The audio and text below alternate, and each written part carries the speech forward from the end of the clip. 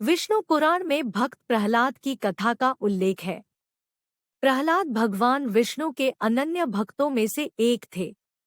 आइए विस्तार से जानते हैं भक्त प्रहलाद की कहानी, जो अत्यंत रोचक और बच्चों के लिए प्रेरणादायक है। सनकादि ऋषियों के शाप के कारण भगवान विष्णु के पार्षद जय एवं विजय को दैत्ययोनि में जन्म लेना पड़ा था।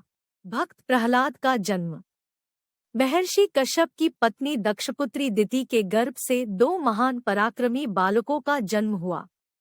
इनमें से बड़े का नाम हिरण्यकशिपु और छोटे का नाम हिरण्याक्ष था। दोनों भाइयों में बड़ी प्रीति थी।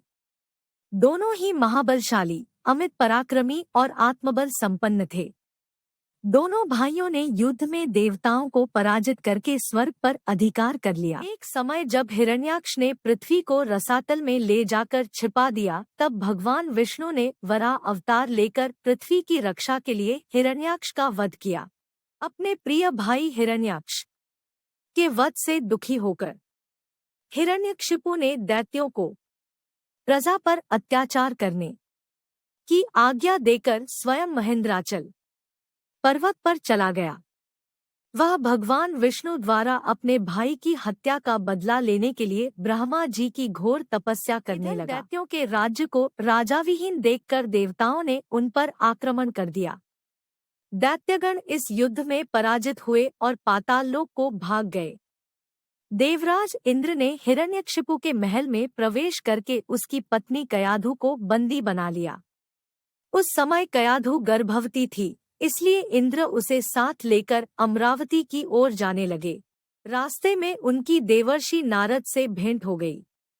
नारद जी ने पूछा, देवराज, इसे कहाँ ले जा रहे हो? इंद्र ने कहा, देवर्षि, इसके गर्भ में हिरण्यकशिपु का अंश है, उसे मारकर इसे छोड़ दूंगा।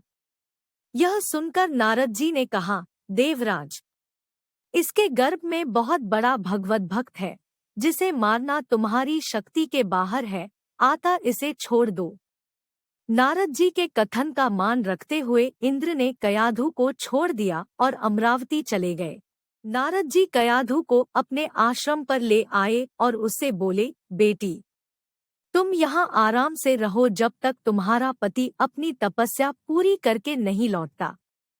कयाधु उस पवित्र आश्रम में नारद जी के सुंदर प्रवचनों का लाभ लेती हुई सुखपूर्वक रहने लगी, जिसका गर्भ में पल रहे शिशु पर भी गहरा प्रभाव पड़ा।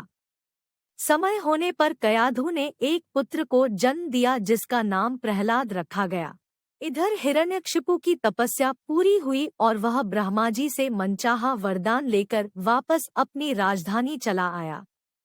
कुछ समय के बाद कयाधु भी प्रहलाद को लेकर नारद जी के आश्रम से राजमहल में आ गई। भक्त प्रहलाद की लीला। जब प्रहलाद कुछ बड़े हुए तब हिरण्यकशिपु ने उनके शिक्षा की व्यवस्था की। प्रहलाद गुरु के सान्निध्य में शिक्षा ग्रहण करने लगे। एक दिन हिरण्यकशिपु अपने मंत्रियों के साथ सभा में बैठा हुआ था। उसी समय प्रहलाद अपने गुरु के साथ वहां गए।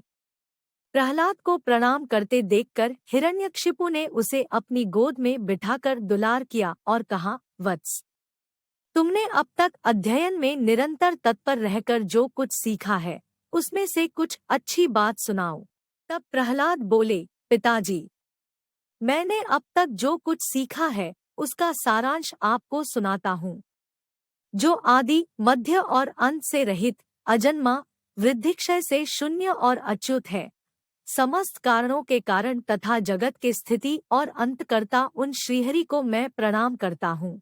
यह सुनकर दैत्यराज हिरण्यकशिपु के नेत्र क्रोध से लाल हो उठे। उसने कांपते हुए होठों से प्रहलाद के गुरु से कहा, अरे दुर्बुद्धि ब्राह्मण, यह क्या?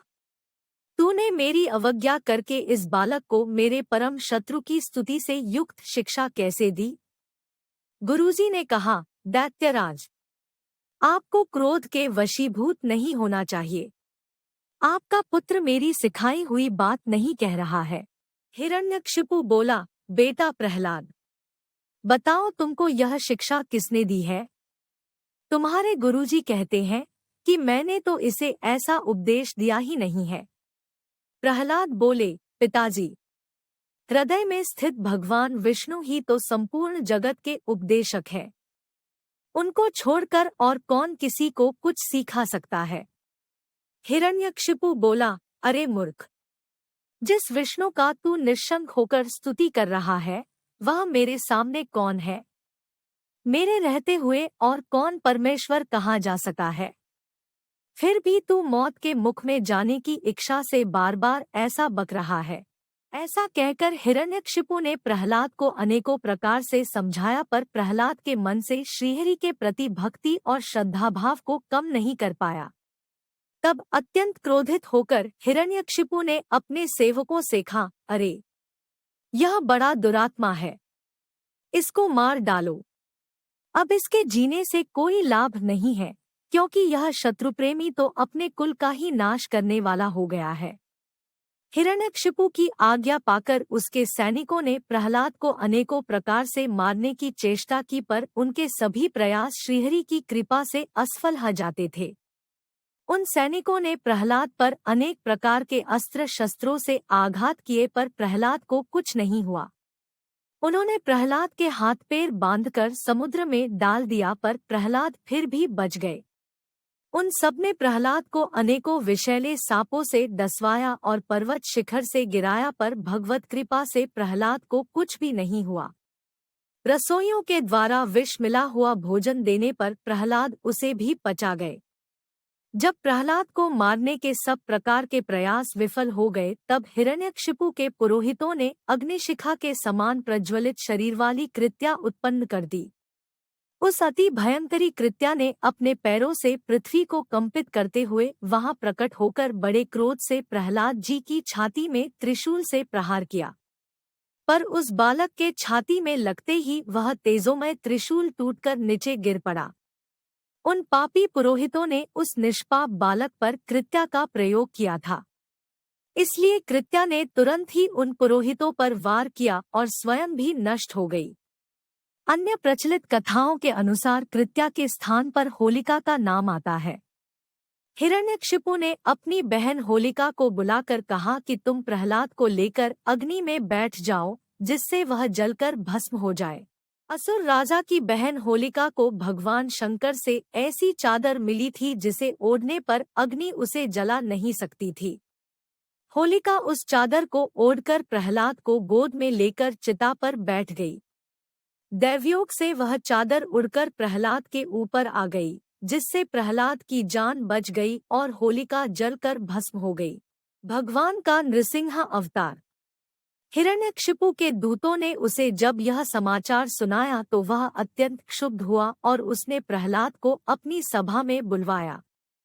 हिरण्यकशिपु ने प्रहलाद से कहा, रे दुष्ट, जिसके बल पर तू ऐसी बहकी बहकी बातें करता है, तेरा वह ईश्वर कहाँ है? वह यदि सर्वत्र है तो मुझे इस खंबे में क्यों नहीं दिखाई देता? तब प्रहलाद ने कहा, मुझे तो वे प्रभु खंबे में भी दिखाई दे रहे हैं। यह सुनकर हिरण्यकशिपु क्रोध के मारे स्वयं को संभाल नहीं सका और हाथ में तलवार लेकर सिंहासन से कूद पड़ा और बड़े जोर से उस खंबे में एक घूंसा मारा। उसी समय उस खंबे से बड़ा भयंकर शब्द हुआ और उस खंबे को तोड़कर एक विचित्र प्राणी बाहर निकलने लगा, जिसका आधा शरीर सिंह का और आधा शरीर मनुष्य का था। यह भगवान श्रीहरि का नृसिंह अवतार था। उनका रूप बड़ा भयंकर था। उनकी तपाए हुए सोने के समान पीली पीली आंखें थीं। उनकी दाढ़ें बड़ी विकराल थी और वे भयंकर शब्दों से गर्जन कर रहे थे। उनके निकट जाने का साहस किसी में नहीं हो रहा था। यह देखकर हिरण्यकशिपु सिंहनाद करता हुआ हाथ में गदा लेकर नृसिंह भगवान पर टूट पड़ा। तब भगवान भी हिरण्यकशिपु के साथ कुछ देर तक युद्ध लीला करते रहे और अंत में उसे झपटकर दबोच लिया और उसे सभा के दरवाजे पर ले जाकर अपनी जांघों पर गिरा लिया और खेल ही खेल में अपनी नखों से उसके कलेजे को फाड़कर उसे पृथ्वी पर पटक दिया। फिर वहां उपस्थित अन्य असुरों और दैत्यों को खदेड़ खदेड़ कर मार डाला। उनका क्रोध बढ़ता ही जा रहा था। वे हिरण्यकशिपु की ऊंची सिंहासन पर विराजमान हो गए। उनकी क्रोधपूर्ण मुखाकृति को देखकर किसी को भी उनके निकट जाकर उनको प्रसन्न करने का साहस नहीं हो रहा था। हिरण्यकशिपु की मृत्यु का समाचार सुनकर उस सभा में ब्रह्मा, इंद्र, शंकर, सभी देवगण, ऋषिमुनि, सिद्ध, नाग, गंधर्व आदि पहुँचे और थोड़ी दूरी पर स्थित होकर सभी ने अंजलि बांधकर भगवान की अलग अलग से स्तुति की, पर भगवान नृसिंह का क्रोध शांत नहीं हुआ। तब देवताओं ने माता लक्ष्मी को उनके निकट भेजा, पर भगवान के उग्र रूप को देखकर वे भी भयभीत हो गई। तब ब्रह्मा जी ने प्रहलाद से कहा, बेटा, तुम्हारे पिता पर ही तो भगवान क्रुद्ध हुए थे, अब तुम ही जाकर उनको शांत करो। तब प्रहलाद भगवान के समीप जाकर हाथ जोड़कर साष्टांग भूमि पर लौट गए और उनकी स्तुति करने लगे।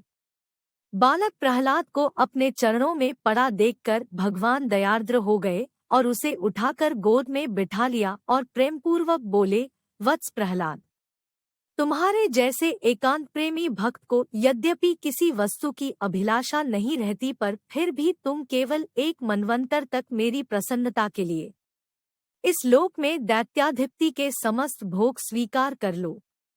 भोग के द्वारा पुण्यकर्मों के फल और निष्काम पुण्यकर्मों के द्वारा पाप का नाश करते हुए समय पर शरीर का त्याग करके समस्त बंधनों से मुक्त होकर तुम मेरे पास आ जाओगे। देवलोक में भी लोग तुम्हारी विशुद्ध कीर्ति का गान करेंगे। यह कहकर भगवान नृसिंह वही अंतर्ध्यान हो गए। विष्णु पुराण में पराशर जी कहते हैं, भक्त प्रहलाद की कहानी को जो मनुष्य सुनता है उसके पाप शीघ्र ही नष्ट हो जाते हैं। पूर्णिमा, अमावस्या, अष्टमी और द्वादशी को इसे पढ़ने से मनुष्य को गोदान का फल मिलता है। तो दोस्तों, प्रहलाद की कहानी से हमें यह सीख मिलती है कि भक्ति में बड़ी शक्ति होती है। अगर आप बिना डरे भगवान में पूरा विश्वास बनाए रखेंगे तो वे आपकी हमेशा सहायता करेंगे और आपको हर मुश्किल से बाहर निकालेंगे।